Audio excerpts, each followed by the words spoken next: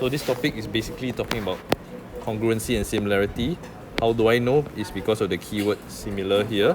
In the last part of this chapter, if you recall, they introduced the two relationships of A1 over A2 is L1 over L2 squared, and V1 over V2 is L1 over L2 cubed.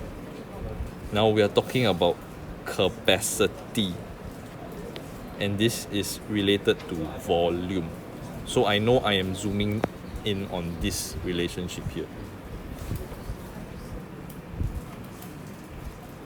My advice to you is just write down the formula first, which I'm going to write down here, and try and fit in anything you know from the question. So can you see that you clearly have V1 and V2, right?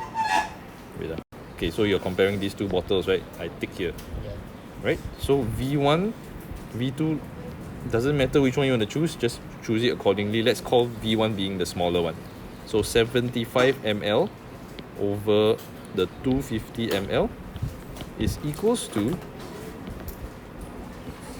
now if I chose 75 for the top one, what should be my height here?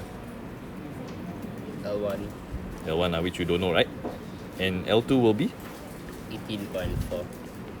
and therefore you already have an equation that you're going to solve with it, Vinesh.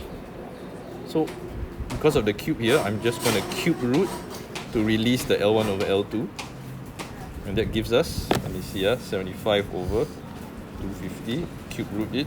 Not a nice answer, but it'll be approximately 0.66943, which is L1 over 18.4. Just cross multiply. And then just cross multiply, and then you get your answer times 18.4. So it's going to be approximately 12.3 cm to 3 SF. Okay, so the keywords I'm telling you here is the similarity part, knowing that you have to use this formula here, and information given is talking about ml, and therefore it is a volume capacity kind of a relationship.